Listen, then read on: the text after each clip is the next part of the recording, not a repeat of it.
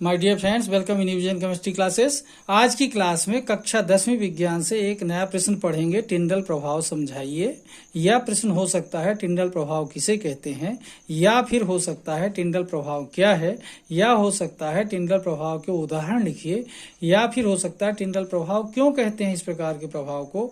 ठीक है, तो किसी भी तरीके का क्वेश्चन होगा उसका आंसर आपको इस वीडियो के माध्यम से मिलेगा। ठीक है, टिंडल प्रभाव से संबंधित सभी प्रश्न के आंसर, तो आप लोग वीडियो में बने रहिए। आप लोग के लिए यह वीडियो बहुत ही सरल और आसान होगा, आसानी से समझ आ जाएगा टिंडल प्रभाव किसे कहते हैं। तो देखते हैं इस प्रश्न का आंसर। इसके पहले जिन लोग मेरे चैनल में नए हों तो चैनल को जरूर सब्सक्राइब कर लीजिए और मेरा सहयोग कीजिए, और देखते हैं इस प्रश्न का आंसर टिंडल प्रभाव क्या है। ठीक है, तो देखिए कोलाइडी विलयन में ध्यान दें, विलयन जो होते हैं तीन प्रकार के होते हैं। एक होता है वास्तविक विलयन, दूसरा होता है कोलाइडी विलयन, और तीसरा होता है निलंबन।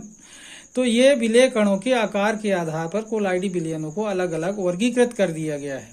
तो जो वास्तविक विलयन होता है उसमें टिंडल प्रभाव नहीं होता, लेकिन जो कोलाइडी विलयन होता है उसमें टिंडल प्रभाव होता है, और जो निलंबन होता है उसमें होता भी है और नहीं भी होता। ठीक है, वो उनके कणों पर डिपेंड करता है। ठीक है, उनके कणों के आकार पर निर्भर करता है।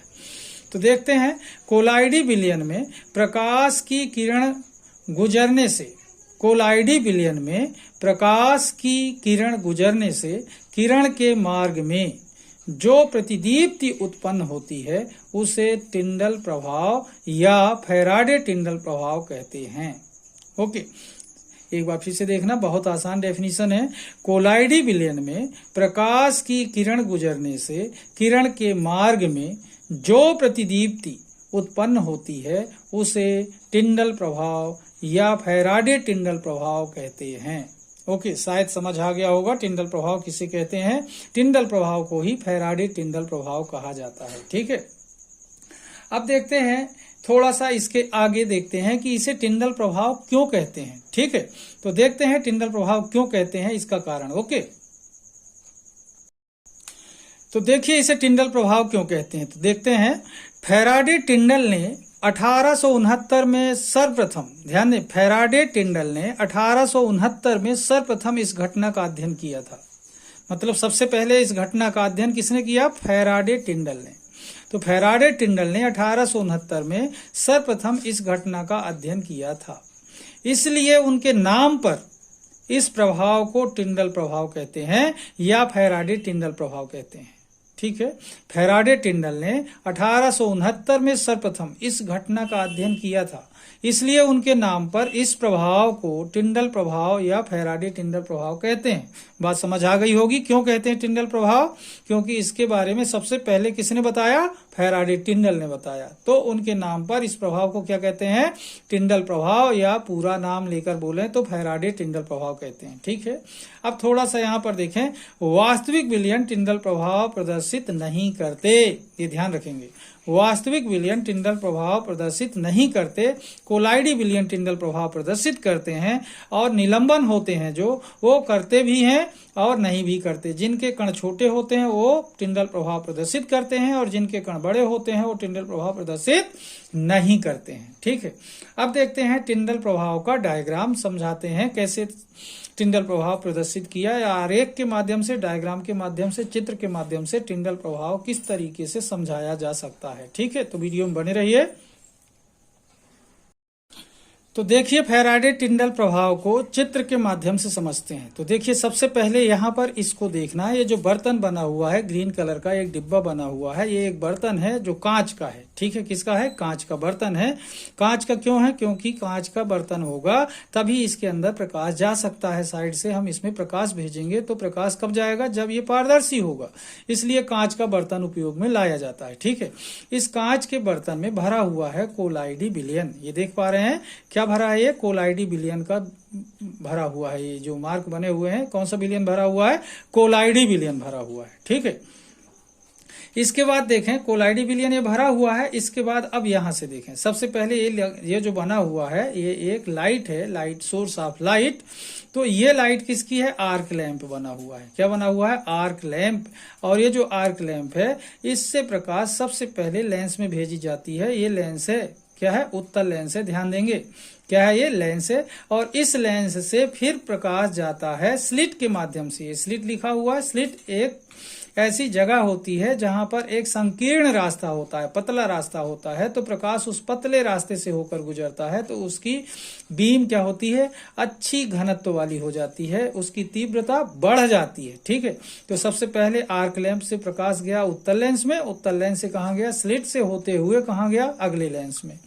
जब ये अगला लेंस यहाँ पर देख रहे हैं, दूसरा लेंस है, पहले ये लेंस है, उत्तल लेंस ये भी है, ये भी उत्तल लेंस है, और इसके बाद प्रकाश इस लेंस से कहाँ की तरफ जाता है? कोलाइडी विलयन में। ये जो बर्तन में कोलाइडी विलयन भरा हुआ है, अब प्रकाश इस कोलाइडी विलयन में जाता है।